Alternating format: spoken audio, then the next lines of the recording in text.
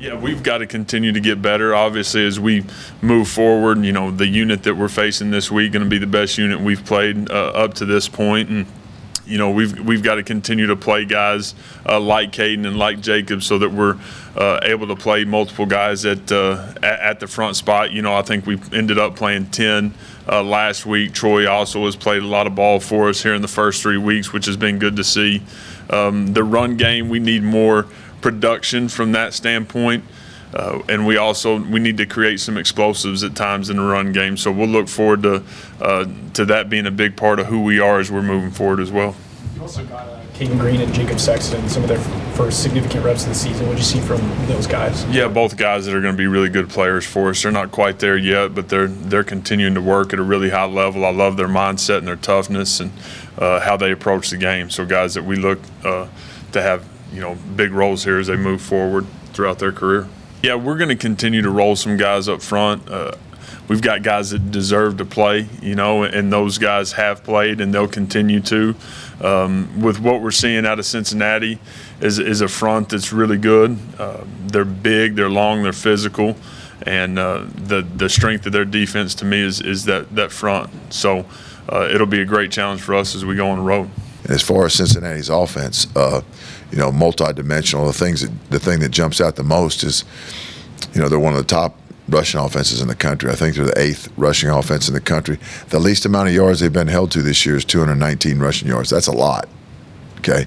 And that's the low end of what they've done. So our ability to defeat blocks, fit, and tackle is going to be a big deal this week, right? He's really mobile, explosive, makes explosive plays with both his arm and his feet. He's not just a running quarterback. He's a guy that can read coverages and throw it accurately, and a strong arm can make all the throws. And on top of that, like you said, the athleticism, the ability to tuck it down and run and extend plays with his feet. So defensively, that presents a lot of problems, and it's something, from a contained standpoint, we got to limit his area of operation. We've seen what he's been able to do just physically, but compared to where he was a year ago, what's the biggest difference you've seen in the non-physical way where this game management, the mental side of things, just the way that he's handled that part of being a quarterback? Again, I think he's in a comfort level right now that he wasn't in this time last year, and he spent a bunch of time in the building last year. He's spending a ton of time in the building right now, so that part of it hasn't changed. Again, he had to go through some things last year that were hard, and I think that's matured him in a way to have a really stern edge about him and how he's preparing and playing with the chip on his shoulder, and he's got to continue to do that. How have you seen PJ maybe grow early in the season? His snap count's gone up the last couple of weeks, but how have you maybe seen him grow the most as a young player? Again, being more comfortable and reacting now, and not thinking as much, and just reacting. And when that happens, you let your athleticism, kicks in a little bit more as opposed to thinking. And he's done a good job as a young guy like him that he's got a lot of ability and a very bright future, and he's just going to continue to get better and better because he works really hard at the game too. We've seen the depth with the wide receivers that you guys have built through the non-conference. As these games tighten, how do you keep managing that rotation? Because you guys move so fast. A lot of times you just want to keep it rolling. The guys that start the drive finish. How do you manage that to keep those guys in? Yeah, just through great communication on the headsets from position coach to me being upstairs, just making sure that we're talking through when there is stoppage or when it is slowed down, being able to roll guys and get guys in, being able to change personnel throughout drives.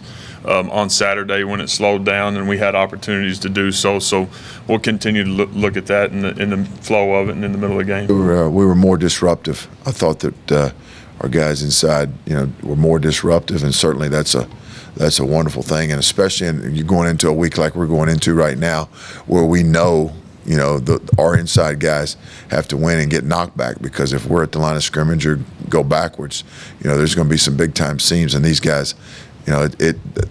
He runs through a lot of tackles, and we cannot get, cut out of our gaps and, make gaps wider, because our whole deal is to constrict everything and play team defense, and those guys did a nice job this weekend.